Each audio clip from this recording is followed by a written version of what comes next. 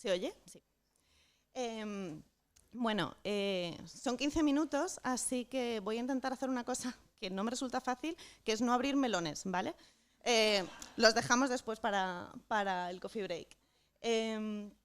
¿Qué es la psicología perinatal? Esto así en plan para empezar. Aparte de la mejor especialidad, no es que sea la mía, es que lo es. Se trata de atender a todas aquellas cuestiones. Lo he hecho mal, he hablado de periodo perinatal, no es un periodo, en realidad son cuestiones que tienen que ver con lo que rodea el nacimiento. Digo que no es un periodo porque, por ejemplo, puedes empezar con el deseo materno, que no tiene por qué circunscribirse a un entorno, digamos, cronológicamente cercano a ese nacimiento, ¿no? Y es muy bonito, os decía antes, la mejor especialidad, porque la demanda que te traen siempre es «me estoy volviendo loca». Entonces, quienes trabajamos desde la psicología crítica, es un sitio muy bonito para trabajar en toda esta deconstrucción de los diagnósticos que se hablaba ayer, ¿no?, con el tema de la psicopatía, que salía ahora en lo que estaba comentando Natalia, que es volverse loca, ¿no? Y un poco esta demanda del «esta no soy yo». ¿Qué es lo que está ocurriendo? ¿Qué les está volviendo locas? Pues hay una serie de procesos fisiológicos. Aquí es complicado. Quienes trabajamos desde esta idea de lo socioverbal, enfrentarnos a un fenómeno que tiene tantísimo de biológico duele, ¿vale? Es como a tu teoría le faltan hormonas. Bueno, pues resulta que existe, ¿no?, una cascada fisiológica que está facilitando una serie de cambios conductuales que tienes que hacer algo con ellos, ¿no? Y no puedes hacer nada porque todavía no ha llegado el bebé, ¿no? Luego sí se ve, por ejemplo, que estos cambios conductuales en las parejas de las gestantes son como más sutiles y desde luego generan mucho menos disconfort porque están orientados a fines, ¿no? En las gestantes es como, no sé qué hacer con todo esto. Y claro, le tienes que decir, lo vas a saber, ahora no, pero lo vas a saber, ¿no? Pero ¿qué es lo que ocurre? Que lo que están es en un ambiente que les explica todo el rato qué clase de madre tienen que ser, y es una madre en la que es muy difícil reconocerse a día de hoy, ¿no? Esta madre sufridora, que no tiene derecho a mirar por sí misma, que se sacrifica enormemente y que va absolutamente en contra de todo lo que se ha conseguido avanzar en el feminismo en los últimos años, ¿no? Que luego, por otra parte, también el feminismo ha abandonado mucho la maternidad. Este es otro tema, melones, fuera. Y luego una cierta problemática añadida que tiene que ver con la medicalización de todo este proceso, ¿no? La propia supervisión del embarazo, el hecho incluso de que consideren que tienen que venir a consulta para resolver todo esto que les está pasando, para estar preparadas, para lidiar con lo que les viene, hace como que estén muy predispuestas a buscar un problema, ¿no? Entonces, hay veces que lo que están es encontrando problemas donde no los hay. ¿Cuáles son las secuencias funcionales que te sueles encontrar, ¿no?, en los casos de perinatal? Que este mito materno se contradice profundamente con emociones desagradables que están sintiendo, ¿no? El embarazo es el mejor momento de tu vida. No, para mí personalmente ha sido el peor con muchísima diferencia, soy una madre excelente, ¿no? Pero ¿qué es lo que ocurre? Que en el momento en el que tú estás en ese embarazo desbordada, triste, aburrida, lo que sientes es que no vas a estar a la altura del reto que te viene. Y entonces, ¿qué es lo que haces? Desplegar una serie de conductas de control buscando revertir ese estado emocional. Objetivo bastante irreal, ¿vale? Siguiente cuestión, una incertidumbre ante el cambio que es favorable, porque lo que hace es que te predisponga para el aprendizaje de un montón de conductas que no has desplegado hasta ahora y que vas a necesitar. Como no sé qué hacer con ellas y estamos en un contexto social que penaliza bastante los experimentos, el hacer las cosas mal, el no saber muy bien cómo voy a tener que hacer esto, lo que hace es que se desplieguen conductas evitativas. Esto no está pasando. Y como no entro además en ese estándar de madre ideal, me voy al rol contrario, que es el padre ausente, y entonces lo que hay es, por ejemplo, una conducta de obsesión con la carrera profesional a unos niveles que no se corresponden con lo preexistente, y a partir de ahí, de repente, un buen día, con conductas fisiológicas, ¡boom! Uy, no estoy conectada con el bebé, tendría que estar conectada con el bebé. Claro, no has dedicado ni el más mínimo esfuerzo, ¿no?, psicológico a hacer ese vínculo con el bebé. Pero esa falta de vínculo, de nuevo, se percibe como una incapacidad personal de ser una buena madre, ¿no?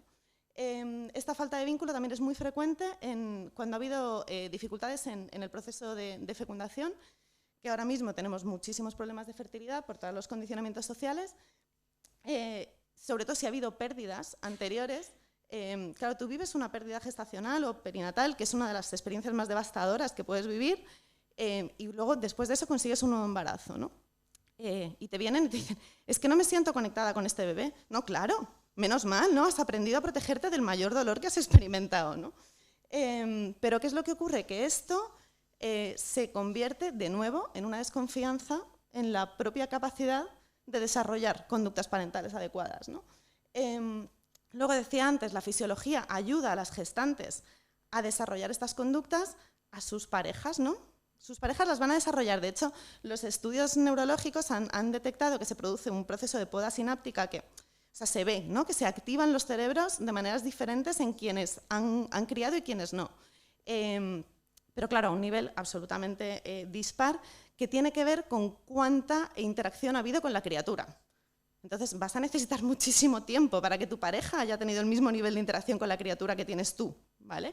Pero esta falta de acompasamiento lo que genera en muchos casos es una crisis de pareja, de nuevo relacionada con un contexto social en el que tampoco tenemos unos modelos de parejas corresponsables, ¿no? Son unicornios. Y lo que generan es mucha incertidumbre ante ese nuevo reto. Una incertidumbre que, de nuevo, es muy positiva, pero se vive con un enorme malestar, ¿no? Entonces, ¿cuál es la principal herramienta terapéutica en psicología perinatal? Una devolución que básicamente yo a veces lo llamo la terapia del EAEA, pero es qué bien lo estás haciendo, ¿no? Qué bien que te esté pasando todo esto. Es genial, estás demostrando que te estás adaptando muy bien a lo que te está pasando, ¿no?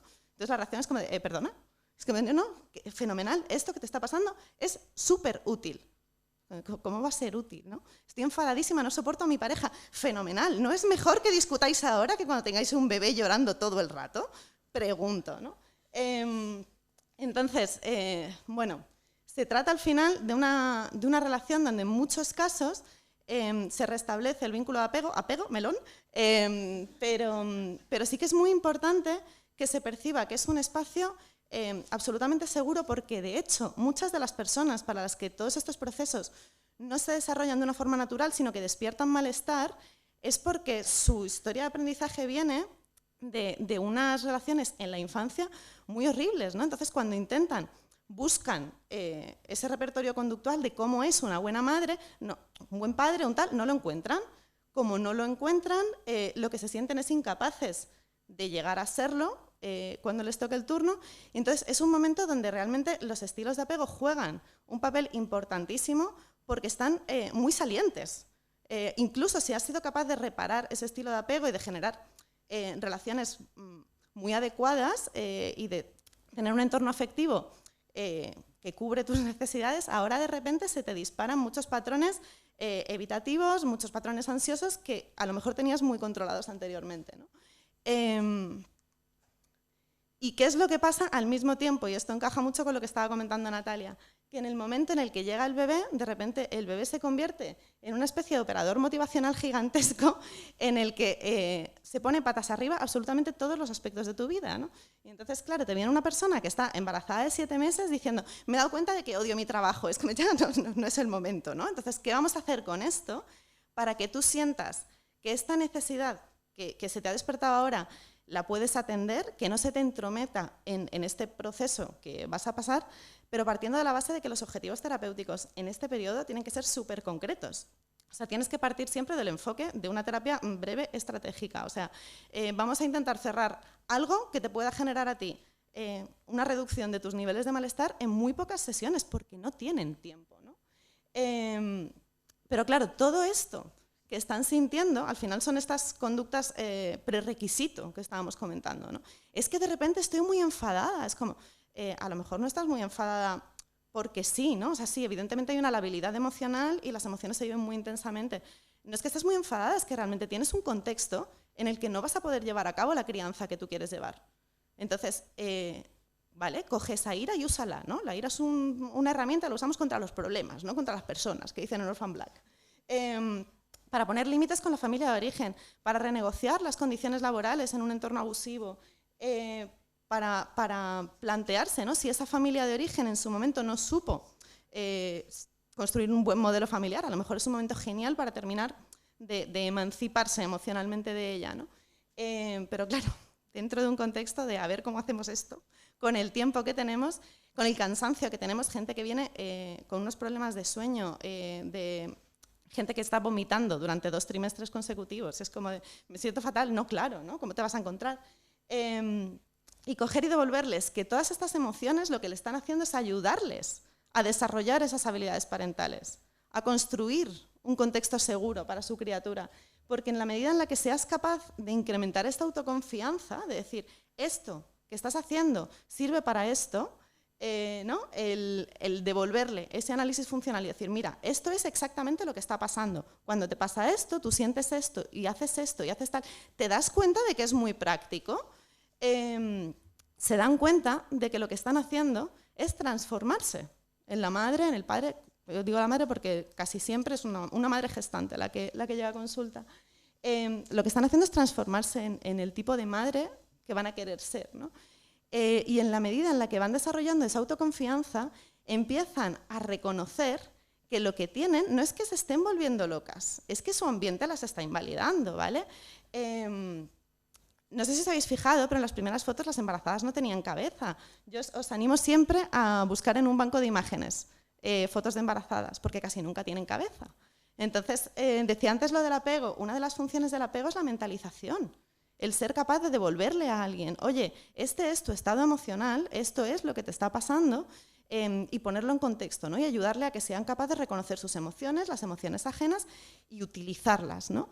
Y eso es lo que hacemos, ¿no? El atender a todas esas fricciones para poder trabajar con ellas. Y decía antes, ¿no? Es la mejor especialidad del mundo, otra vez.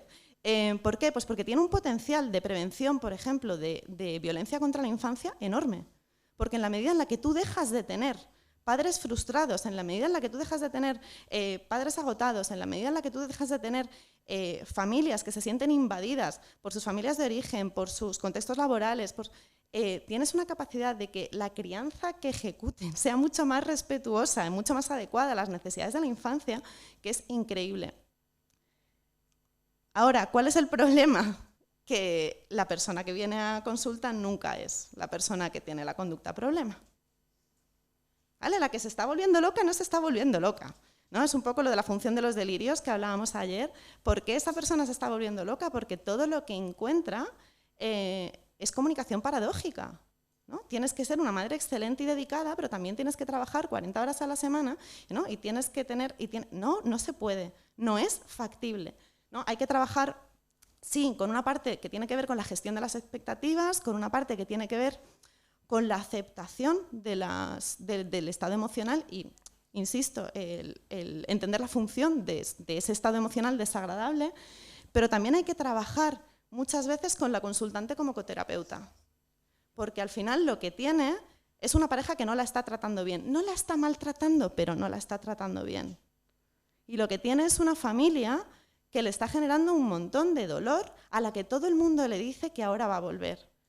Cuando seas madre entenderás a tu madre, pues a lo mejor no, a lo mejor si tu madre no te ha tratado bien, no solo no la entiendes, sino al contrario, ¿no? Y no pasa nada, eso es bueno, ¿no? Tanto las constelaciones familiares, ¿no?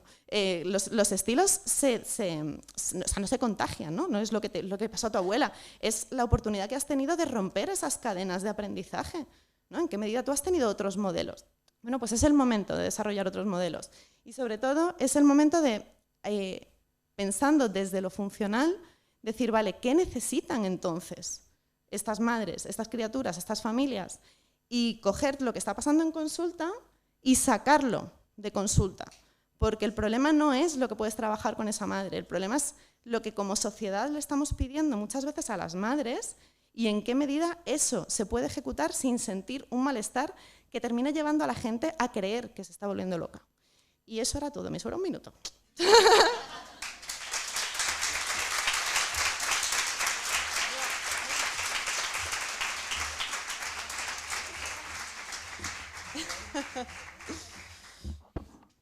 Bueno, muchas gracias, Vega. A continuación, Álvaro Gómez con dolor crónico, procesos de aprendizaje subyacentes y abordaje sanitario.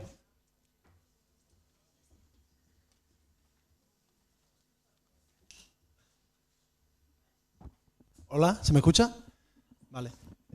Veo que la actualización ha llegado a tiempo, o sea que muchas gracias y disculpo por el estrés de última hora.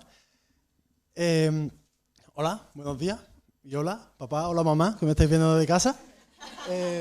Yo soy Álvaro Gómez y vengo a hablaros de dolor crónico, ¿vale? ¿Cómo funciona esto? Como veis, en mi presentación tiene dos partes. Olvidaos de la primera, ¿vale?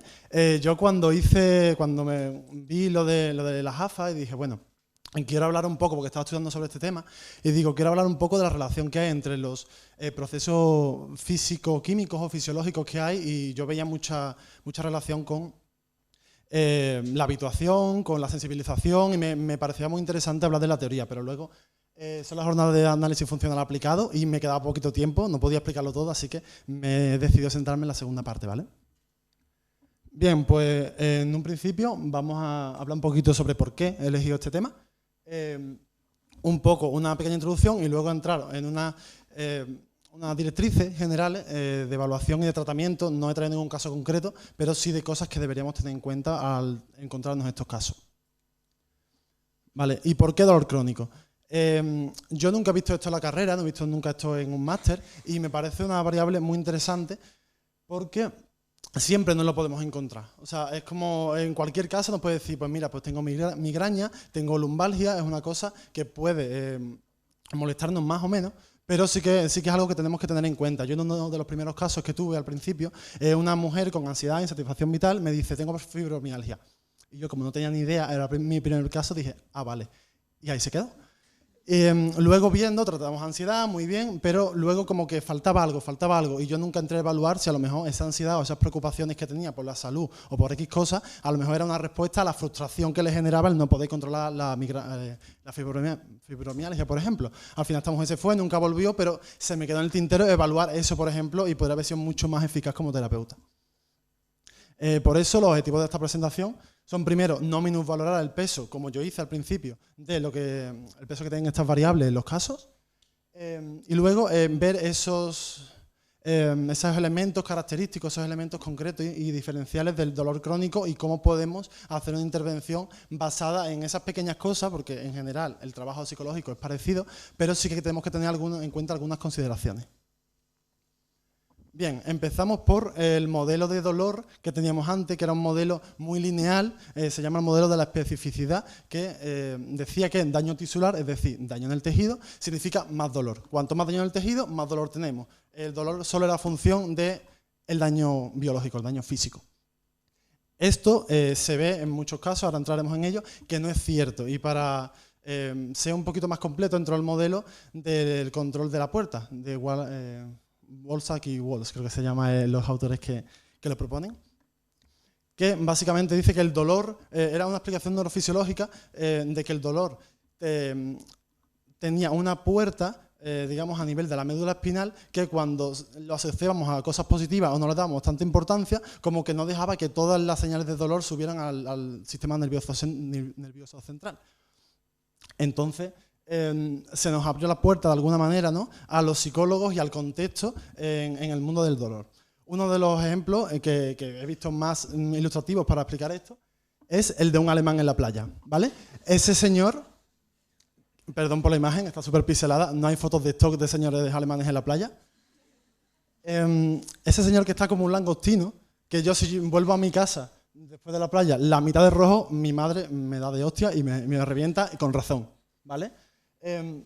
Pero es cierto que si le preguntamos a alguien, por ejemplo, como yo, de Sevilla, que siente cuando se quema, pues te puede decir, pues cada vez que me muevo me duele, se me pega la sábana, estoy harto ya, ¿por qué no me puse crema? Si le preguntamos a este alemán, quizás nos diga algo distinto, quizás nos diga que siente ese calor, ese calorcito de la piel le recuerda a la playa, es algo que le recuerda a sus vacaciones, está asociado a lo mejor a cierto éxito económico, cierto éxito social y además, pues quizás, no lo sé, no he estado nunca en Alemania quemado, pero la gente te mira bien, dice, hostia, qué bien te lo has pasado, ¿no? Viene rojito. Entonces sí que es verdad que el mismo daño tisular no significa misma sensación de dolor, ni misma percepción, ni mismas consecuencias. ¿Vale? Tenemos otros ejemplos, como los veteranos de guerra, que tenían, o tienen, lesiones muy graves, pero cuando vuelven a sus casas pues no le dan tanta importancia. Aquí hay más variables en juego, pero es uno de los ejemplos de cómo el contexto modula la experiencia de dolor. Después tenemos el efecto placebo, es decir, a mismo daño tisular, distinta percepción de dolor, dependiendo de algo que en teoría a priori no debería cambiar esa experiencia. Y también el miembro fantasma, incluso si no existe ese tejido o se ha curado y está la herida, no está, o sea, está sana, sigue sintiendo, sigue pensando que tienes esa herida y sigues teniendo dolor a veces, ¿no? ¿Me doy un poco de agua?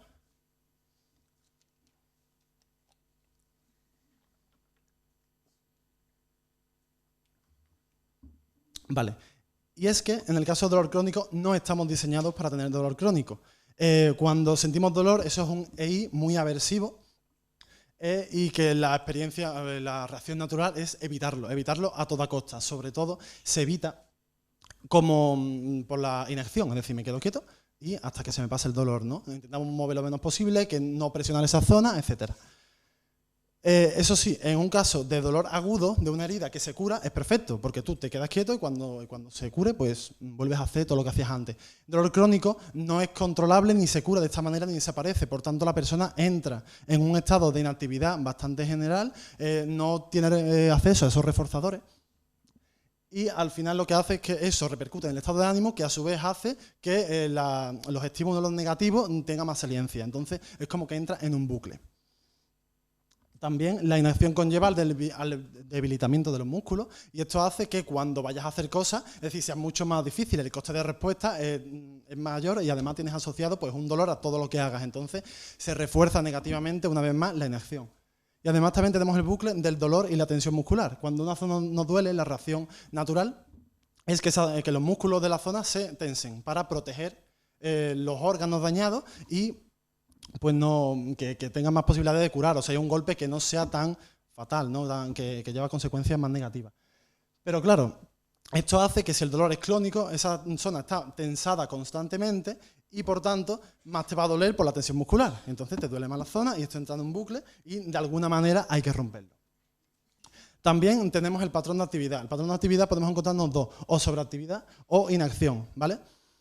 Podemos encontrar una inacción muy grande, como hemos dicho, entrando en un patrón de inactividad, o también podemos encontrar sobreactividad, pero nunca una sobreactividad continuada. A lo mejor la persona se ha pasado mucho tiempo en cama, no está consiguiendo sus objetivos, o no ha hecho cosas que debería haber hecho y se siente culpable, entonces entra en un patrón de hoy me da igual lo que me duela, que lo voy a hacer. Entonces se esfuerza, se sobreesfuerza y al final pues llega a un punto de dolor muy alto, lo que luego necesita un periodo más largo de inactividad para recuperarse de eso, ¿vale? Entonces entramos en una montaña rusa en la que vamos a una actividad muy alta y luego mucho tiempo de inactividad. Culpabilidad otra vez, actividad muy alta e inactividad. Entonces entramos en ese bucle, en ese patrón. Entonces, ¿qué podemos considerar en la evaluación? Es muy importante tener en cuenta siempre las ideas suicidas, porque si es un caso sobre todo a lo mejor de personas mayores o que tiene mucho recorrido ese dolor crónico, ¿no? La persona ya está frustrada, entra en una situación de desesperanza, no sé lo que hacer, nada de lo que hago controla este dolor, no puedo escapar de él, entonces ya el suicidio puede empezar a ser algo bastante atractivo. Porque además una de las barreras, ¿no? que nos impiden de suicidarnos cuando estamos mal es ese dolor que voy a experimentar cuando me muera, pero es que si el dolor está presente en todos los días, todas las horas de tu vida, te da igual. A tener en cuenta también, descripción y operativización del dolor, es decir, cuándo ocurre, cómo ocurre, cuándo te duele más, cuándo te duele menos, pues al final para afinar un poquito más ese análisis funcional, ¿no? Medicación y uso de servicios médicos, podemos encontrar dos casos, o que no te tome la medicación porque no aceptas, a lo mejor una persona joven que tienes esa enfermedad y dice, no me lo voy a tomar, no estoy malo, no soy un viejo, no me quiero tomar 26 pastillas al día, entonces no lo hace. O lo contrario, es decir, abusar de la sobremedicación, de los analgésicos, sobre todo también los analgésicos de rescate, ¿no? Que son aquellos que te tomas cuando tienes una crisis. A lo mejor hay un sobreabuso y ya claro, hay una tolerancia y eso lleva a más medicación. Actividad diaria, como hemos dicho, hay que ver muy bien el patrón de actividad que tiene esta persona en su vida diaria, si hay, o sea, qué es lo que hace, y también si tiene actividades gratificantes en su día a día. Si es algo de mucho recorrido, es más probable que no. Si a lo mejor está al principio, pues todavía tenemos más margen y puede estar en contacto con esos reforzadores, ¿no? El estado de ánimo, como hemos dicho, también fruto de la inactividad. Las relaciones familiares, la asertividad es muy importante. Porque al principio, cuando una persona tiene dolor, pues claro, todo se vuelca, te ayudan, te acogen, pero ya, como pasa un poquito con la depresión, cuando ya ves que esa situación no va a acabar, pues ya se cansan.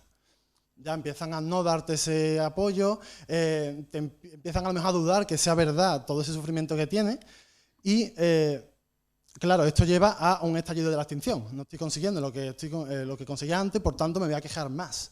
Y voy a hacer más muecas de dolor. Y voy a decir pues que no me estáis echando cuenta, que os creéis que estoy loco, loca, y eso ya pues lleva mucha tensión en la familia y hay que tener mucho en cuenta, sobre todo si es una situación continuada. Y luego la creencia sobre la enfermedad. Y también, ¿qué es lo que puedo hacer con la enfermedad? Por ejemplo, el dolor no me va a dejar hacer X cosas, o tengo que esperar que me deje de doler para llevar a cabo mis, no sé, objetivos vitales o lo que sea, ¿no? Entonces, hay que tener en cuenta esas reglas que pueden estar interviniendo en ese patrón.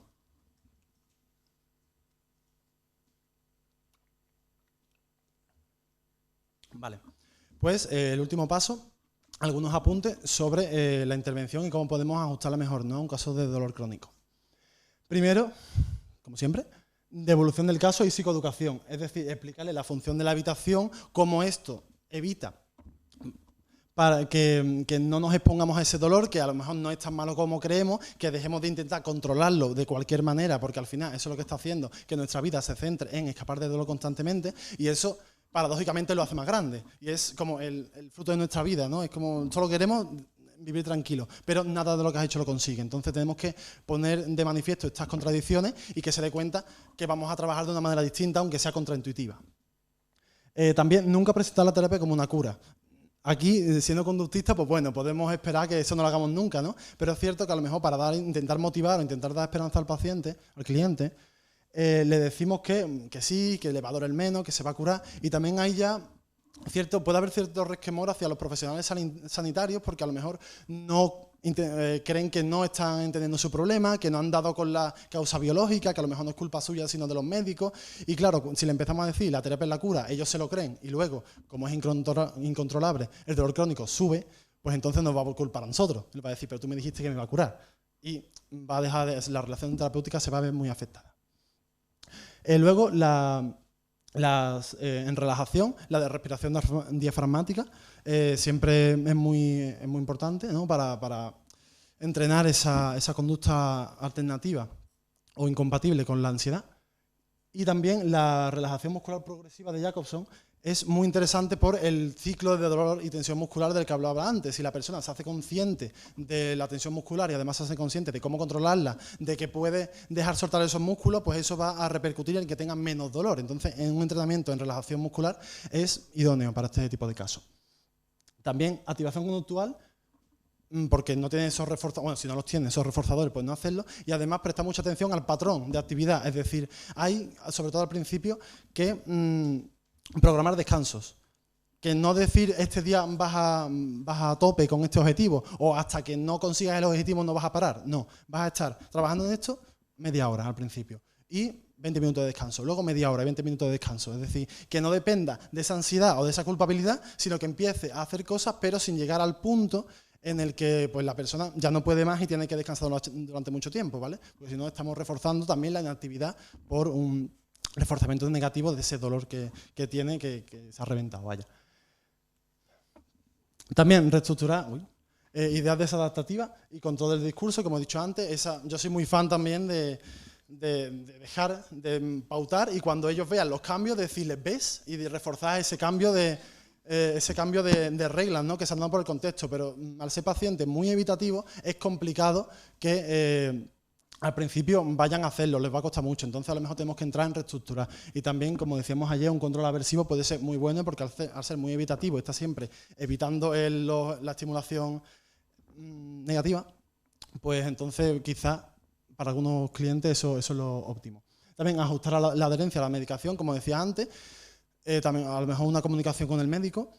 Y eso, o sea, que evitar la sobremedicación o la inframedicación, como hablábamos antes. La higiene del sueño y control de estímulos, porque quizás en esa inactividad está todo el día en la cama, por tanto, también tendrá asociado a la cama muchos estímulos que no son dormir. Entonces podemos encontrarnos pues esos problemas de sueño. También poner en marcha estrategias de comunicación asertivas, que sean distintas a la queja. Como decía antes, seguramente se ha instalado en la familia pues un patrón de queja, de cada vez más histrionismo, más intensidad, y entonces ya eso está generando muchísimos roces en la familia. Eso también son estresores adicionales, ¿no? Y ya lo último, progresivamente dejar de darle importancia al dolor de terapia. Como yo he dicho, el objetivo de la terapia no es controlar el dolor, porque el dolor va a estar ahí y eso tiene que aceptarlo. Lo que tiene que hacer es vivir con ese dolor. Es decir, no vamos a reforzar un día que nos diga, no me ha dolido esta semana nada. Pues decirle, ¡ay, qué bien! Pues es mejor tomarlo con normalidad y decir, vale, bueno, ¿y qué has hecho? ¿Qué has podido hacer? Entonces, centrar eso en la activación conductual, en el conseguimiento de los reforzadores y qué es lo que hace la persona con el dolor, no tanto en si baja o si sube el dolor. Eso no es el objetivo de la terapia. Y nada más. Ya acabo. Muchas gracias.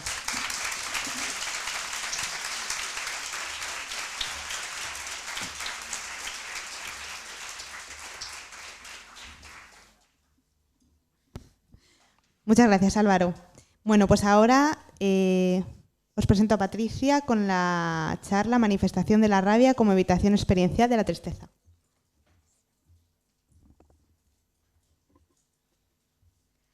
Hola, buenos días a todos. Como os acaban de decir, soy Patricia Fernández y bueno, junto con mis compañeras Gala y María, que hoy no están aquí, soy residente en el Servicio Riojano de Salud y queríamos compartir con vosotros pues, este trabajo en el que tratamos de pues, mostrar cómo la manifestación de la rabia puede funcionar como una evitación experiencial de otra emoción como la tristeza, ¿no?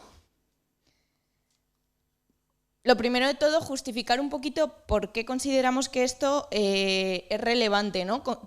Concretamente, y mucho más en el contexto de la clínica, pero bueno, en cualquier contexto en el que haya personas, la tristeza y la rabia tienen una relación bastante frecuente y, por supuesto, compleja, ¿no? Hay estudios que nos hablan de que hasta en un 50% de los casos diagnosticados de trastorno depresivo mayor aparece un ánimo irritable o ira concomitante, ¿no? Claro, si decimos esto, asumimos que ya estamos hablando, ¿no? Desde esta perspectiva de los modelos categoriales y diagnósticos. Entonces yo, que yo no suelo hablar desde ahí, le pregunto a estos modelos categoriales cómo nos explican esto, ¿no? ¿Qué tienen que decir de esta relación tan frecuente? Lo que nos encontramos son, pues, poca sorpresa, ¿no? Hipótesis descriptivas, no explicativas, topográficas, muchas veces tautológicas. Básicamente lo que nos vienen a decir en resumen es esto que yo hipotetizo que está ahí dado, que es la depresión, a veces se manifiesta como ira y ya está, ¿no? Claro, a mí esto como clínica no me sirve. Necesito una perspectiva alternativa que me permita, pues, no solo ya guiar la intervención, que ya tiene lo suyo, sino la propia evaluación, porque como veréis, pues aquí se me vino un poco grande al principio. Entonces, en esta situación el análisis funcional aparece pues ya no como la respuesta, sino como las preguntas pertinentes al caso individualizado, ¿no? Que nos van a permitir realizar este proceso, ¿no? Sobre todo de guía. El objetivo de este trabajo, por tanto, es reflejarlo con un caso, insisto en el ¿no? No es el análisis funcional de la relación entre la rabia y la tristeza, sino es el análisis funcional de este caso concreto. Y no puedo sentar cátedra sobre esto, lo siento mucho.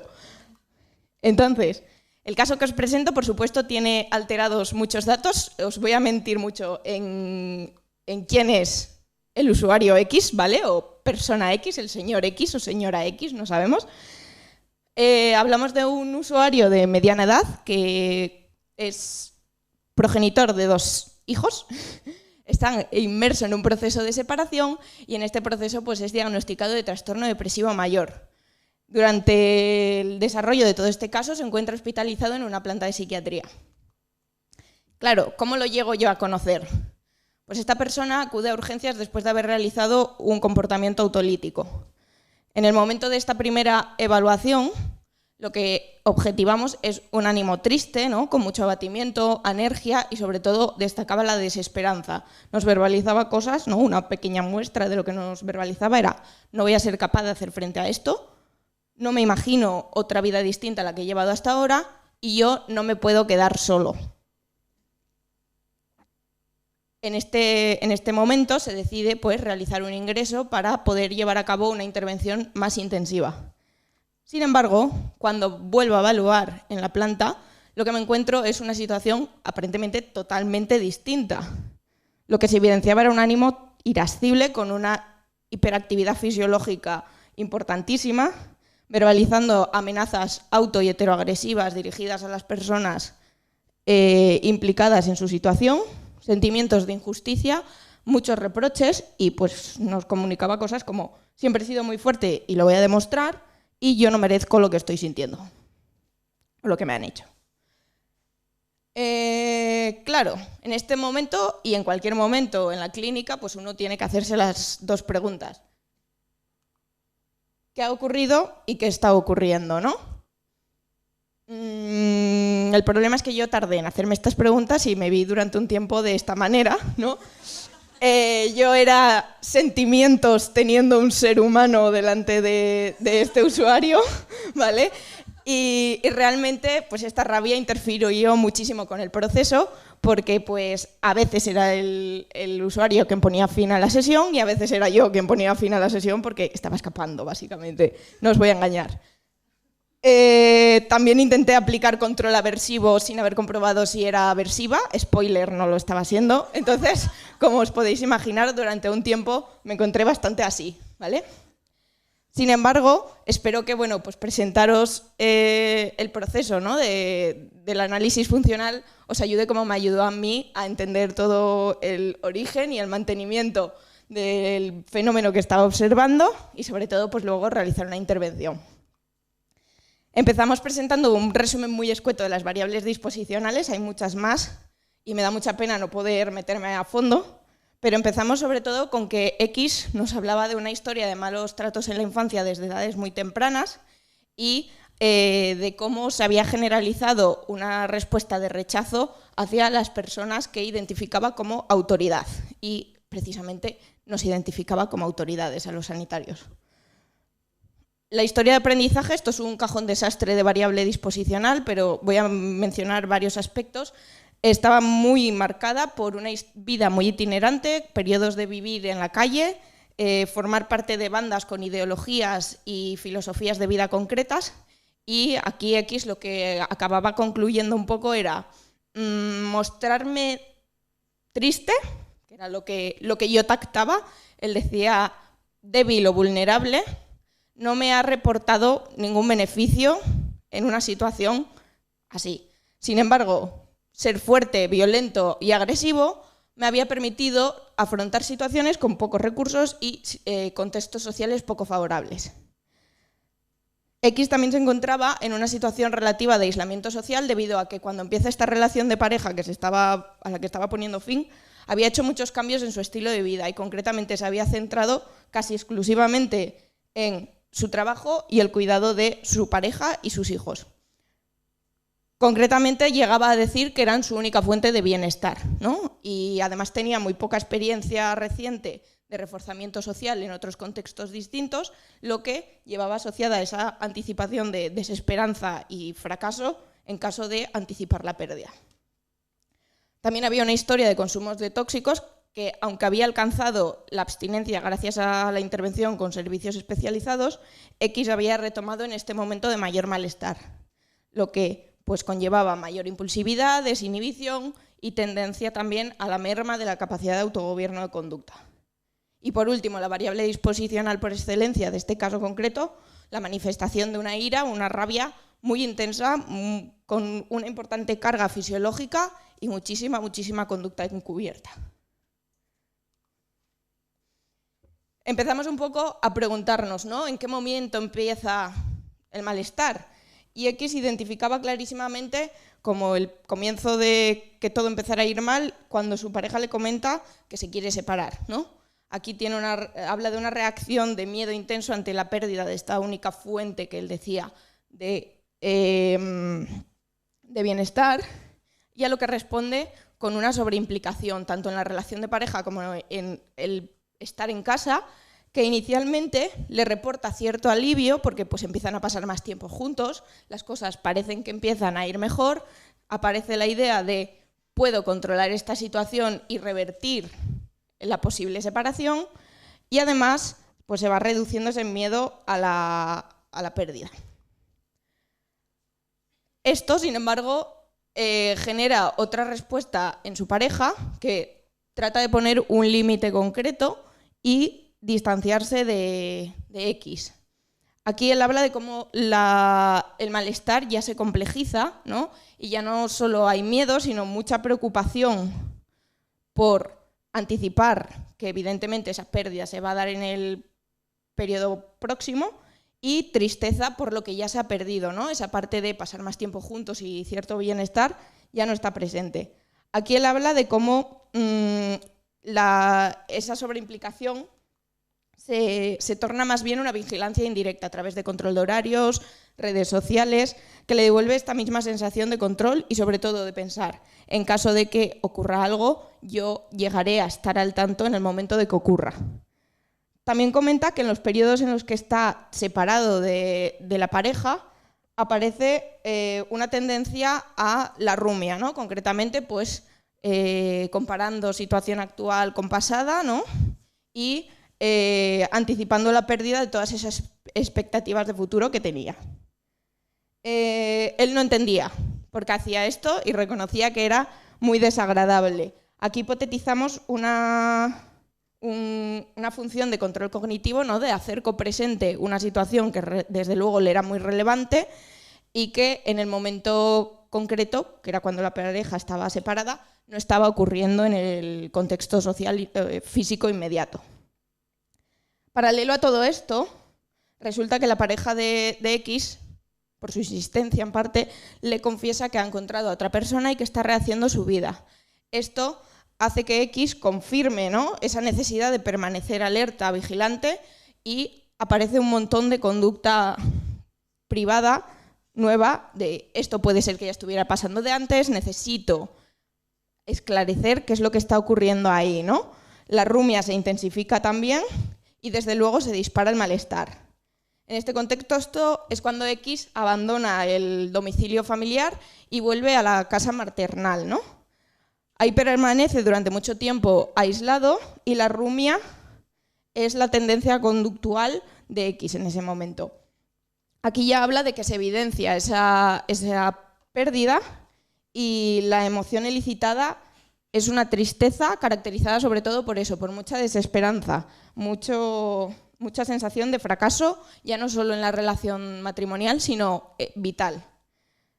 En esta situación, pues X con buen criterio decide, ¿no? De forma activa busca apoyo social, concretamente en su madre y sus hermanos, y comenta que un discurso que inicialmente comenzaba hablando de me encuentro mal, finalmente se iba progresivamente moldeando hacia tú no te mereces esto que estás sintiendo, con todo lo que tú te has esforzado, los que deberían sufrir deberían ser ellos, que reforzaban a través de este apoyo social pues un discurso más de carácter crítico en X.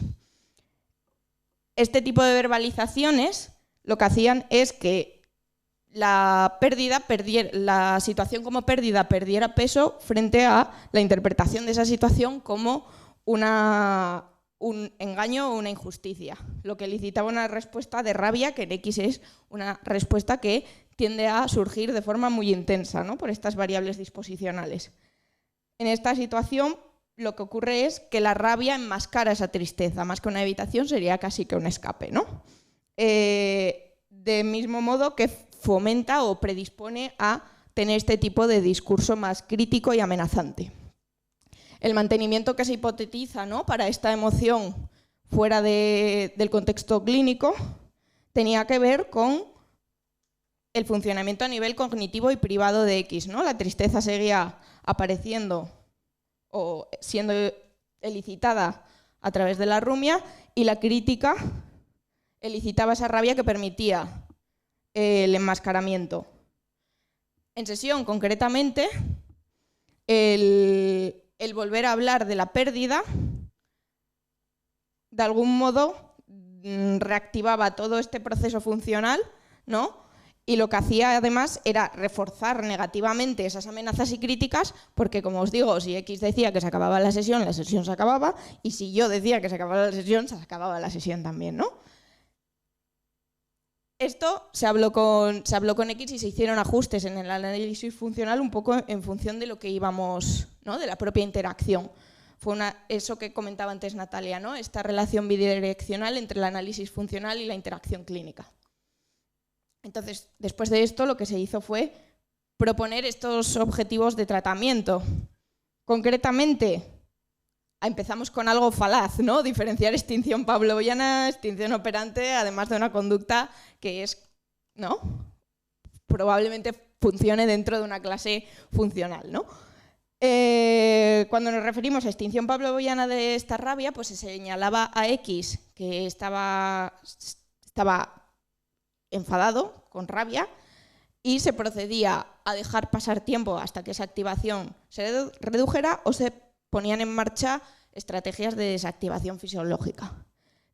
En cuanto a la extinción operante de las críticas y las amenazas, lo primero que se señaló es, mientras estés criticando y amenazando, no podemos terminar la sesión porque esto no nos ayuda, ¿no? Además, se introdujo el control aversivo, ¿no? Y pues cuando había amenazas y críticas, pues comentarios como comentaba ayer María Jesús, ¿no?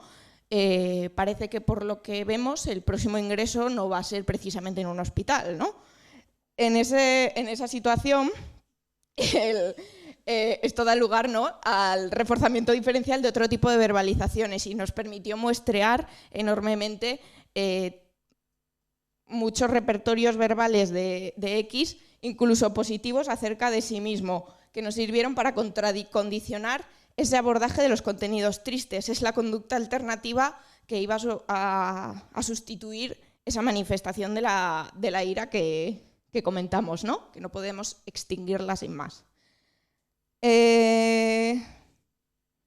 También en este proceso de contracondicionamiento del abordaje de contenidos tristes se facilitó el moldeamiento, pues, de muchas valoraciones extremas que había, ¿no? Y sobre todo relacionadas con la desesperanza y el fracaso.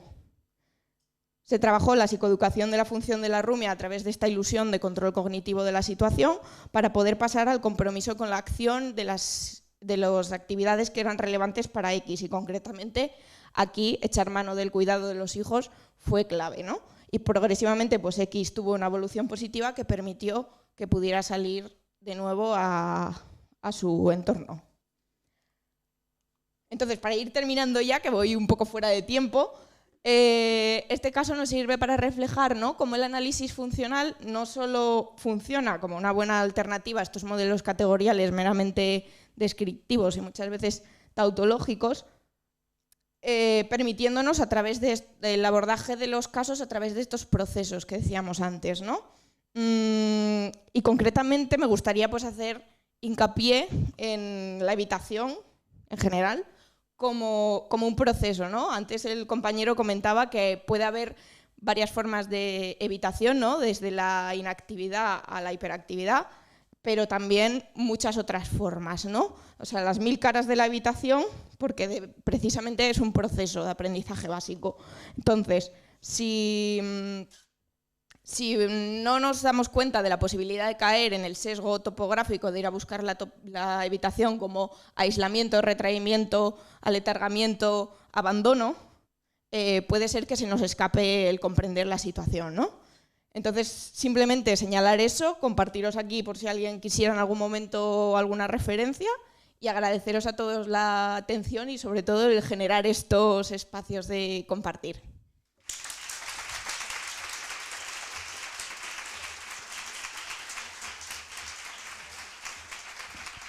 Bueno, muchas gracias, Patricia, y a ver si en la siguiente charla nos enseñas a hacer esos análisis funcionales dinámicos tan chulos. Bueno, pues ahora a continuación os presento a María Isabel Marchal, que nos va a hablar de análisis funcional aplicado a un caso de condicionamiento aversivo del contexto laboral.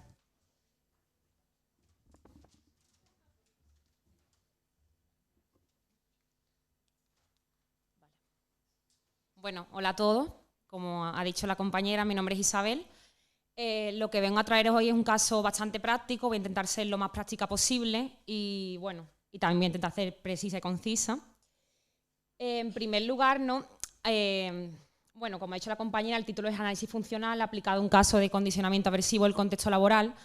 Aquí voy a enlazar con la conferencia inaugural de María Jesús, ¿no? Ya que, bueno, aunque técnicamente el término aversivo se aplica a estímulos incondicionales y en este caso a lo mejor el término más apropiado hubiese sido desagradable, un poco para que nos entendamos, ¿no? Vamos a denominarlo aversivo. Bueno, en primer lugar vamos a contextualizar el caso. Los datos son aproximados, ¿no? Bueno, la consultante era una mujer de mediana edad, he puesto una edad aproximada de 48 años, tenía 2 hijos, ¿no? y su esposo convivía con ellos. Había sido diagnosticada de cáncer hace aproximadamente 1 año. Actualmente el cáncer ya estaba bastante controlado, los sanitarios tenían bastante buenas expectativas sobre ello. Y aquí, claro, algo a destacar es que, debido a este diagnóstico de cáncer, había estado de baja laboral unos meses. ¿Qué ocurre? Esta baja laboral había conllevado que estuviese más tiempo en casa. Ella ya anteriormente era una persona que tendía mucho a rumiar y a presentar mucha estimulación aversiva encubierta, pensamientos easy. Por lo tanto, durante esta baja estuvo más expuesta a esta estimulación aversiva encubierta debido a la menor activación conductual. ¿Qué ocurre? La consultante hace 3 o 4 meses ya había vuelto al trabajo. Aún así, su motivo de consulta, ¿no? Por lo que venía a buscarme, en sus palabras era: no soy capaz de seguir en el trabajo, no sé qué me pasa porque estoy tan triste y ansiosa. A continuación voy a presentar algunas de las conductas problemas que presentaba la consultante en el contexto laboral. Debido al tiempo disponible nos vamos a centrar en el bajo ánimo y apatía, la baja autoestima que se operativiza como verbalizaciones no ajustadas acerca de sí misma y también el miedo que presentaba la equivocación en este contexto. A continuación voy a presentar algunas de las variables disposicionales más relevantes del caso. En primer lugar, el hecho de que la consultante era enfermera. Al final es un trabajo que es bastante estresante y al que estás impuesto a situaciones que en algunos casos no son del todo agradables. También destaco como variable protectora el hecho de que su marido era enfermero, ya que, como ahora voy a presentar a continuación, desde chica ya había estado impuesta a un contexto de un aprendizaje observacional o modelado por sus padres, muy ansiógeno. Ella indicaba de que su marido era una persona, ¿no? que tenía tendencia a hacer las cosas con más tranquilidad, no tendía tanto a alterarse, por lo que a ella le gustaría actuar como él. También, destacar, como mencioné anteriormente, este diagnóstico de cáncer de ovario, una situación de mucha incertidumbre y estrés, lo que conlleva, como también mencioné anteriormente, esta baja laboral y esta mayor exposición a esta estimulación aversiva encubierta en forma de pensamiento. También destacar de que su padre falleció por cáncer. Esto también promovía, ¿no? verbalizaciones de, oye, ¿y si me vuelve, si vuelvo otra vez a tener problemas en este sentido y fallezco como mi padre? Como variable protectora también, la consultante contaba con una amplia red de apoyo social, laboral y extralaboral. Y también era muy perfeccionista y responsable, que por un lado esto fue positivo en el sentido de que se adhería a las tareas en sesión, aunque presentaba muchas reglas rígidas, ¿no? de sí entonces. Oye, si compruebo 20 veces no la medicación, entonces no fallo, esto significa que soy una buena enfermera. Y claro, al final tenía conductas gobernadas por estas reglas que al final, tenía al final un gran coste en su vida. A continuación me voy a centrar en la hipótesis de origen del caso. Como anteriormente mencioné, ella desde muy pequeña había estado expuesta a un aprendizaje observacional o modelado de su madre. Su madre de manera explícita verbalizaba pensamientos, oye, ¿y si a lo mejor sales con tus amigas y te pasa algo? O, oye, tienes la cara muy blanca, ¿y si estás enferma? Y tendía a chequearla mucho, conductas de comprobación. También destacar de que, como la consultante mencionaba, la madre tenía tendencia a ser muy ansiosa en sus palabras. La madre tenía tendencia a tomar benzodiazepina. Esto ha podido dar lugar a un aprendizaje observacional por modelado de condicionamiento aversivo de la sintomatología fisiológica de ansiedad. En su caso no evitaba tomando benzodiazepina, tenía otras conductas de evitación. También destacar en el caso de la parte más paterna, su padre también, cada vez que a lo mejor tenía una equivocación, como su sueño era ser enfermera, le decía, oye, eres una despistada, como sigas con estos despistes no vas a ser una buena enfermera. Lo que también ha podido condicionar de manera aversiva el tener un fallo de equivocación. Y también el aprender también por observación o modelado estas verbalizaciones que después ella misma se las aplicaba, ¿no? Vamos a centrarnos en las cadenas funcionales de las conductas problemas que anteriormente mencioné. He de destacar, que no lo mencioné anteriormente, que esto es importante, de que ya la paciente indicaba que anteriormente al motivo de consulta, ella siempre había tenido dificultades en el contexto laboral, en el sentido de tener mucha ansiedad. Pero claro, ella decía, pero ahora porque estoy peor que nunca. Y aquí ocurre algo interesante. En primer lugar, ¿no? Ella cuando vuelve al trabajo, después del diagnóstico de cáncer, empieza a salir con sus compañeras como siempre hacía. ¿Qué ocurre? Cuando sale con sus compañeras, ella tenía pensamiento de, oye, vale, ahora estoy aquí, genial, pero ¿y si me vuelven a diagnosticar el cáncer? ¿Y si mañana no estoy aquí y otra vez estoy en el hospital? Al final, ¿qué ocurre? Con estos pensamientos, que son estímulos condicionados, que generan una respuesta condicionada de malestar, recordamos que ya la activación fisiológica estaba muy condicionada aversivamente por este aprendizaje observacional en la infancia. Lo que ocurre es que empieza a contracondicionar estas actividades que anteriormente eran potencialmente placenteras. Claro, debido a este condicionamiento, ¿no? del salir con sus compañeras o incluso ya el hecho de pensar salir en ella, le generaba una gran activación fisiológica que para ella era muy aversiva. Entonces, claro, ante la petición de sus compañeras bueno, venga, vente a tomar algo con nosotras, claro, ella a corto plazo conseguía bastantes cosas, ¿no? En el sentido de sus compañeras le halagaban, ¿no? En el sentido de, vale, si no sales ahora no pasa nada, ya estarás mejor, algún día te unirás con nosotras. También al final decía, oye, bueno, si no salgo con mis compañeras me duermo una siesta y eso es más cómodo. Así que evitas el coste de respuesta de tener que arreglarte y salir con ella. También, claro, como el pensar salir con las compañeras o que se lo propusiese le activaba mucho y eso ya estaba condicionado de manera muy aversiva, el decir que no hacía que escapara de esa sintomatología fisiológica o ya incluso antes de que le preguntaran, ¿no? Cuando empezaban a hablar es como, oye, que no voy a ir y ya no escapo, sino que ya la evito. Al final, bueno, a medio y largo plazo se mantiene ese contracondicionamiento de las actividades que antes eran potencialmente placenteras. Y claro, también no hace la estimulación que anteriormente era agradable. Por lo tanto, es normal que te sientas con más bajo ánimo. A todo esto se suma de que ella seguía preocupándose de no sé qué me pasa, no sé por qué estoy tan baja de ánimo. Y bueno, al final eso es una mayor exposición a estimulación que era aversiva. A continuación me voy a centrar en la intervención y he puesto la intervención intencionalmente después del análisis funcional para reivindicarnos que muchas veces hacemos el análisis funcional pero lo dejamos ahí y ya después a otra intervención y la importancia de hacer una intervención basada en este análisis funcional que he hecho, porque muchas veces lo hago por obligación, compromiso y ni lo tenemos en cuenta. ¿Qué hicimos en este caso? Un moldeamiento verbal en sesión a través de la devolución del análisis funcional para que al menos ella comprendiese qué le estaba ocurriendo y reducir al menos esta exposición a esta estimulación aversiva encubierta. Después, ¿vale? Empezamos a condicionar los contextos de ocio. ¿Cómo hicimos eso?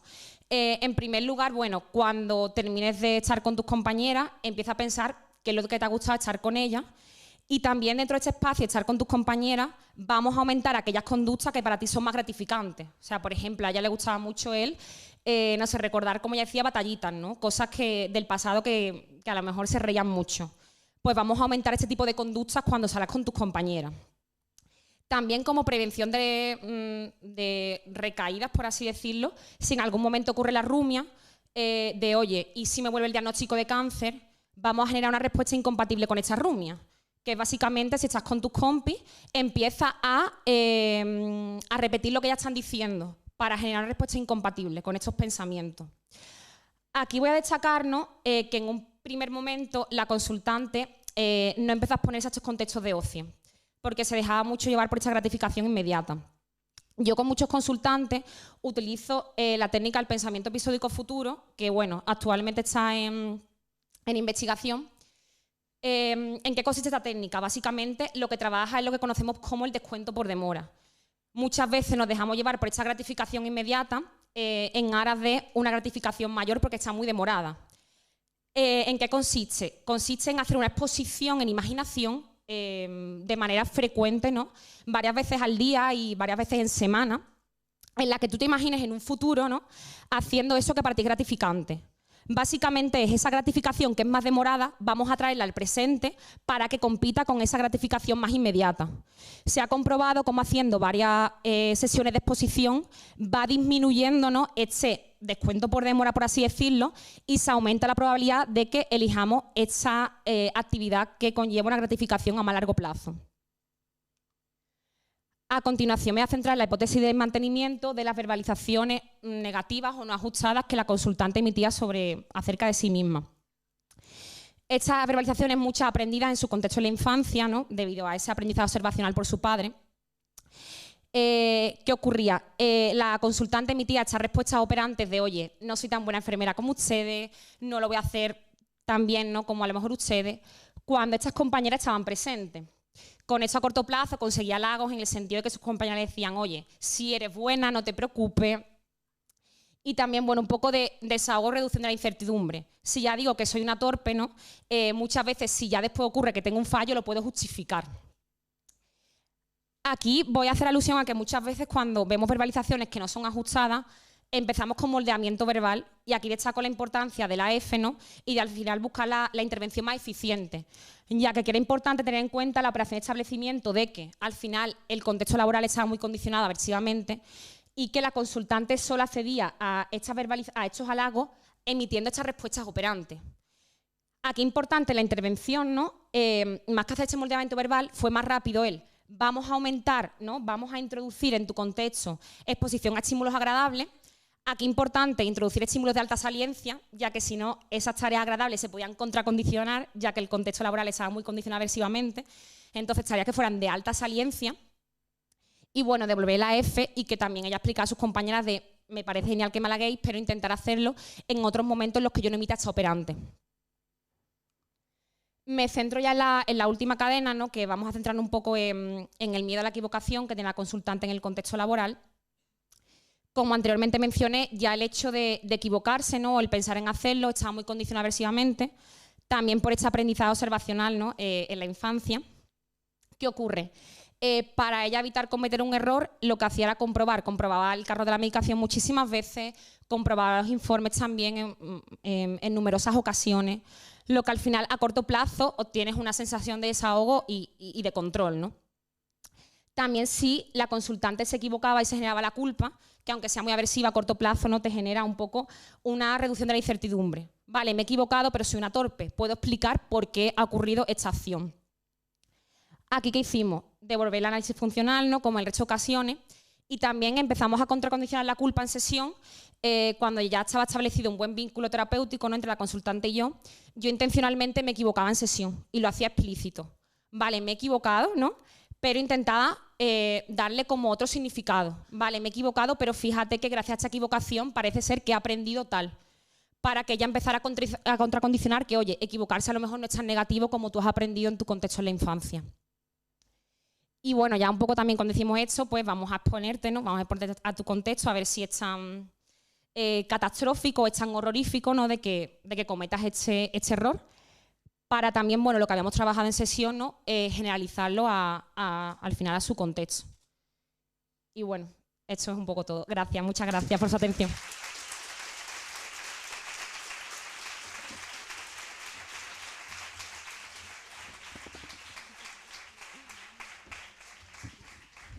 Bueno, muchas gracias a todos los ponentes, han sido charlas súper interesantes y abrimos el turno de preguntas.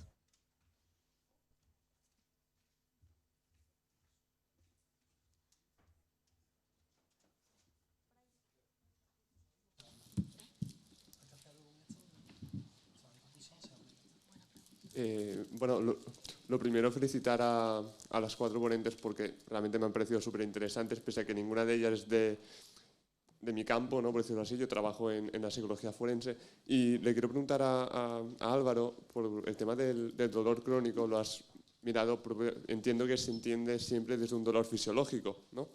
El dolor crónico.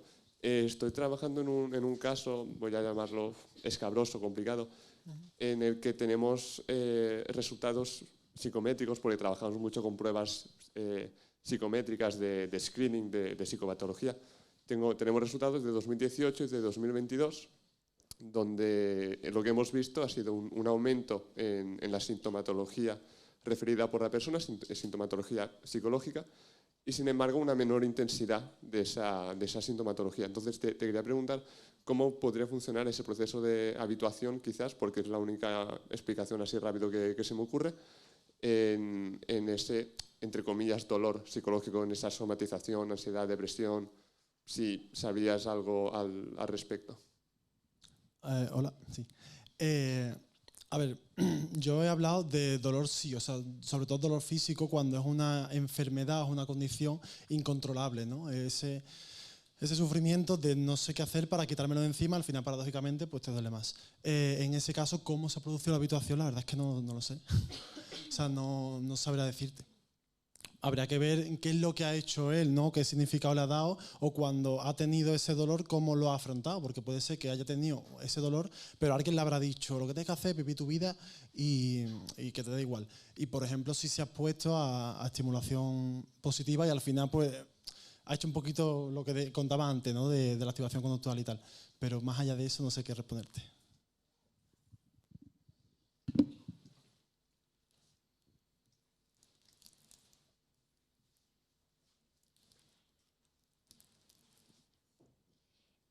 Hola, mi pregunta es para Álvaro también. En la parte de activación conductual, ¿cómo, o sea, se explican autoinstrucciones concretas? Porque claro, me imagino activación conductual, o sea, el dolor va a aparecer sí o sí, es un estímulo incondicionado. Entonces, ¿la activación conductual viene acompañada de autoinstrucciones para gestionar ese dolor? ¿O cómo manejarías como la aparición del dolor muy repentina en sesión de decir, ¿sabes? Situación de que el cliente dice, vale, o sea, estoy intentando hacer las cosas, pero es que tengo mucho dolor, no quiero seguir, etcétera, etcétera. Pues sí, autoinstrucciones sería una buena manera. Yo también, Isa me contó esto de la, ¿cómo se llama? ¿Se me ha olvidado? Sí. Sí, el pensamiento episódico futuro, eso yo también lo utilizo en mi caso, ¿no? Es decirle, cuando, aparte de la autoinstrucción, pues imagínate, ¿no? Antes y durante, a lo mejor si lo necesitas, de hacerlo, que va a ser difícil, eso hay que aceptarlo, que te va a costar, sobre todo al principio, hay que psicoeducar en tu patrón de inactividad, al final está haciendo que te duela más y es normal, por lo que hemos comentado, pero que de alguna manera pues se recuerde y se motive a que eso a largo plazo le va a reportar esas consecuencias positivas, ¿no? Y sí, claro, autoinstrucciones también, pues también a tope y lo que sume, pues bien está. Gracias.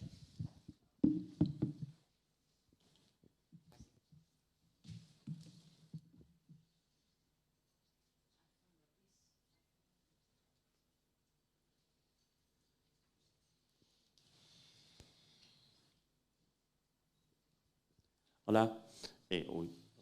Perdón. Muchas gracias a los cuatro por las presentaciones. Mi pregunta es sobre todo para Vega. ¿Te puedo hacer dos? Yo también estoy de acuerdo en que la perinatal es la mejor de las ramas, así que a muerte con eso. Te quería preguntar sobre todo, has hablado mucho de cómo en la psicoeducación y en el usar el análisis funcional, el explicarle las emociones como una manera de aprender las conductas adecuadas para ser una buena madre. En los casos en los que yo he estado trabajando, uno de los problemas que más he tenido es con las emociones de miedo debido a situaciones tipo preeclampsia, en el que es difícil enseñarle que hay ciertos miedos que sí y otros miedos que entran dentro pues, de este patrón más de anticipación. Y esa es una de las que más me cuesta ver cómo desde la psicoeducación se le puede enseñar que es una manera de actuar bien. Y luego, donde veo un mayor bloqueo en la mayoría de mis casos es cuando tiene dos reglas o valores contrapuestos, que tiene que ver con esa idea de crear una familia, no solo una familia en el sentido pareja e hijos, sino de núcleo familiar, padres, tíos, primos, y a la vez mantener unos límites, como encontrar ese punto intermedio. Bueno, es que evidentemente yo me he ido un poco a la parte fácil, ¿no? A la de, mira, esto es así. Hay muchísimos puntos de dolor en los casos de perinatal que tienen mucho que ver con esa incoherencia, ¿no? Tú la has reflejado en dos contextos, digamos, pero el tema de la incoherencia es clave en la terapia en perinatal. Con respecto al miedo, yo al final les digo mucho que se imaginen siempre que su cerebro está intentando ayudar a que a su bebé y a ella no se las coma un oso. Y entonces que parta de la base todo el rato de que eso está muy bien, pero que no hay ningún oso. Esto que parece una chorrada, es que yo soy muy fan del uso de metáforas, porque por eso ayer preguntaba también la de cuéntamela al autobús, me encantan todas, porque creo que ofrecen una forma que permite precisamente conectar mucho en lo perinatal, que hay tantísima saliencia de lo emotivo y tanta dificultad de acceso a las reglas verbales, ¿no? Por toda esta cadena fisiológica, que ir directamente a las imágenes funciona muy bien. Entonces yo trabajo mucho con eso, ya, pero esto es un oso. No sé, a lo mejor no es un oso, ¿no? Sobre todo porque luego puedes volver muy fácilmente ahí, ¿no? Aprovechas mucho el tiempo en sesión, lo que decías, que yo voy como de, tengo 600 minutos para trabajar contigo, ¿qué voy a hacer con ellos, ¿no? Y con lo del tema de los límites, yo trabajo muchísimo esta idea que decía del espacio terapéutico como espacio seguro. Una de las habilidades que yo procuro entrenar desde el principio es el tema de la autocompasión. Y desde ahí funciona muy bien el establecimiento de límites, porque creo que muchas veces nos vamos como al entrenamiento en asertividad como si luego no fuese a haber una invalidación de esa asertividad por parte del entorno, ¿no? Esto, de hecho, lo he hablado algunas veces con Irene, ¿no? Que es, sí, está muy bien ser asertivo, pero es que ser asertivo no te garantiza que te vayan a respetar, ¿no? Es como, lo has hecho fenomenal, así se hace, ¿y ahora qué? Pues ahora tu suegra vuelve a pasar 3 días en tu casa. Es como, pues a lo mejor no hay que ser asertivo, a lo mejor hay que ser una borde y no pasa nada, ¿no? Este es el momento de ponernos agresivos. ¿Te estás defendiendo? Ahora mismo sí tienes un oso. ¿Qué vas a hacer con ese oso, no? No, y vas jugando un poco con eso, pero sobre todo lo que decía antes de las conductas de autocuidado, es muy potente cómo en ese despliegue de conductas de cuidado empieza a haber una apertura al cambio, a cómo se cuidan a sí mismas, que puede ayudar mucho con estas cuestiones, ¿no? De decir, no, bueno, es que no quiero hacer daño a mis primas cuando dicen que tal, es como de, vale, muy bien, has elegido hacerte daño a ti, perfecto, es una decisión legítima, ¿quieres mantenerla? Y de repente se dan cuenta de que no. Y luego usar mucho, decía, la criatura como operador motivacional, ¿no? ¿Qué le estás enseñando a tu peque cuando haces eso? Cuando le digan a él, a ella, oye, es que tal, cuando le invadan sus límites, cuando tú quieres que aprenda a defenderse, ¿cómo se lo vas a enseñar? Porque no aprendemos solo con reglas, ¿no? Aprendemos con modelado. Ojo con eso, ¿no? Y entonces muchas veces son capaces de hacer para modelar a sus peques lo que no son capaces de hacer por ellas. Entonces, esa es una herramienta súper potente para el cambio.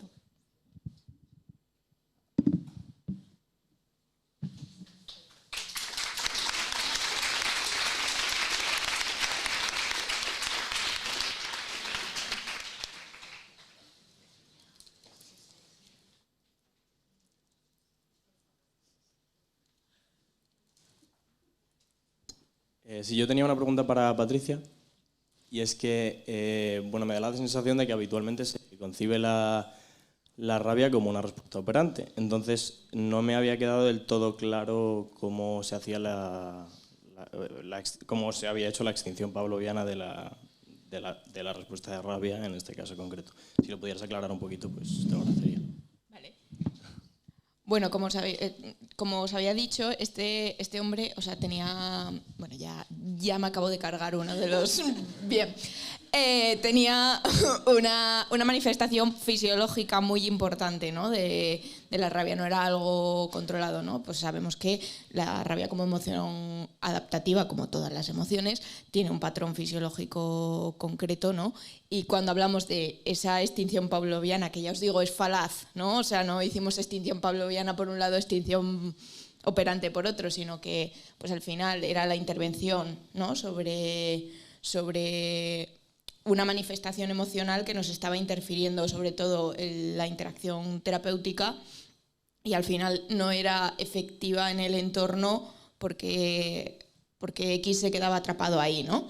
Entonces, la parte de fomentar que bajara esa activación fisiológica, ya te digo, muchas veces era dejar pasar el tiempo un rato en la sesión, ¿no? Acompañándolo.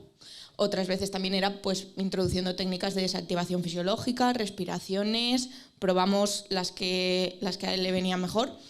Y realmente pues se realizó un poco así, pero no fue una cosa aparte que se hizo primero o después, sino se hizo durante todo el proceso que implica la relación terapéutica. No sé si respondo a tu pregunta, si va por ahí.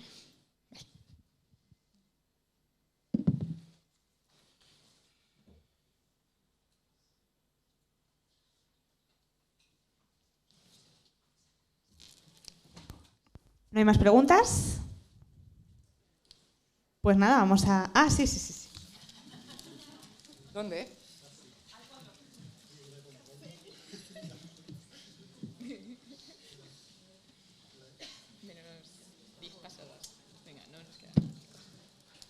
Buenas, yo realmente tengo dos preguntas. Una de ellas sería para Álvaro y me ha llamado la atención porque en los últimos tiempos es como un tipo de intervención que se utiliza mucho en el tratamiento del dolor y es todas las técnicas referidas a la exposición tipo mindfulness. Me gustaría saber cuál es tu opinión a este respecto. Y la otra era para Vegas, no sé si hacerlas a la vez o...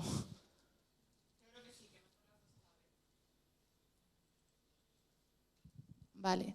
Y respecto a Vega, mi pregunta tenía que ver en los casos que nos has puesto de ejemplo, siempre el objetivo último era el nacimiento del bebé.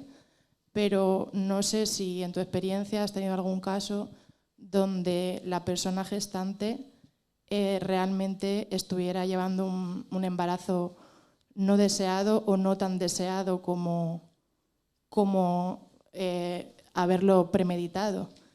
Entonces, entiendo que en esos casos el enfoque debería tener bastante distinción respecto a lo que nos has explicado. Vale, no te veo, o sea que... hola. Vale, o sea, a mí el mindfulness sí es una técnica que utilizo y me gusta, pero siempre y cuando tengamos claro el objetivo al que estamos apuntando. Si el objetivo es que esa persona se exponga a los pensamientos que le fastidian, ¿no? Para bajar esa emotividad asociada a ese tipo de pensamientos, con una conducta incompatible a la rumia, por ejemplo, porque puede tener un discurso muy de rabia, ¿no? Porque esto me pasa a mí, esto es injusto, hay otro más cabrón que yo y no le toca nada y estoy yo con esta situación. Entonces, exponerte a ese pensamiento sin la rumia, pues yo creo que se puede conseguir con mindfulness también, que esos pensamientos dejen de tener esa función, ¿no?, discriminativa de otro tipo de conducta. Puedes simplemente pues, que aparezca, porque no podemos controlar los pensamientos intrusivos que nos vengan, y pasar de ellos, es decir, que vengan y no hacer nada. Entonces también es una manera de que pierdan ese poder discriminativo. Mindfulness sí, pero no como protocolo general, sino sabiendo a qué estamos apuntando. A ver, yo no he llevado casos de embarazos no deseados, pero sospecho que también es que en un embarazo no deseado no vas a consulta, o por lo menos no a una psicóloga perinatal, ¿no? No sé qué clase de embarazo decías, no tan deseado. Me voy a quedar con eso, porque eso sí lo he trabajado mucho, porque sí he trabajado el deseo maternal. Hay muchísimos casos de gestantes que lo que te llegan es diciendo, Dios mío, Dios mío, Dios mío, ¿y ahora qué hago con esto?, ¿no? Y sí que es complicado porque efectivamente tú no eres nadie, ¿no?, para decirle no va a pasar nada, porque a lo mejor sí que pasa, ¿no? Es que efectivamente pues esta es una decisión con la que vas a cargar el resto de tu vida, así que ¿qué vamos a hacer con esto? ¿Cómo lo solucionamos? Por supuesto que el enfoque es diferente, ¿no? O sea, yo no puedo trabajar con un embarazo como motivador si es un embarazo que tú no deseabas, ¿no? Pero sí que es cierto que no he tenido que enfrentar ningún caso así que no haya terminado siendo un caso de incertidumbre ante el cambio. Es decir, sobre todo pasa mucho, además, precisamente ligado, fijaos qué paradoja, como hay tantísimas dificultades de fertilidad, las parejas que no las experimentan de repente, al conseguir el embarazo muy rápidamente, se ven súper abrumadas. Es como de, wow, yo pensaba que tenía 3 o 4 años para prepararme para esto, ¿qué ha pasado? ¿No? Y esa gente llega muy en plan, no estoy preparada para nada. Entonces, generalmente es tan fácil como analizar, ¿vale? ¿Qué es lo que consideras que implica estar preparada? ¿Por qué crees que no tal? Y suele, los que yo he llevado, sí que suele ser un tema logístico, un tema de los ritmos, ¿no? Me he dado cuenta, separaciones en el embarazo. Menos mal que están en el embarazo, porque es que eso no se podía hacer después, ¿no? Y eso sí he tenido varios, ¿no? De embarazadas que te llegan y es como de ahora que estoy embarazada me he dado cuenta, y esto es una idea además que es importante y es triste, pero hay que trabajarla en terapia, que lo que tú quieres como compañero no necesariamente es la persona adecuada para compartir una crianza, y eso hay que ponerlo sobre la mesa y ver qué se hace con ello, ¿no? Entonces no he tenido un caso de no deseado, he tenido un caso de muchísimo miedo o de hay que hacer cambios en el contexto, pero no de rechazo del embarazo. Sí que es un tema ahí para plantear, por ejemplo, el tema de las gestaciones subrogadas, ¿no? O sea, ¿qué vamos a hacer con esas gestantes? Pero melón.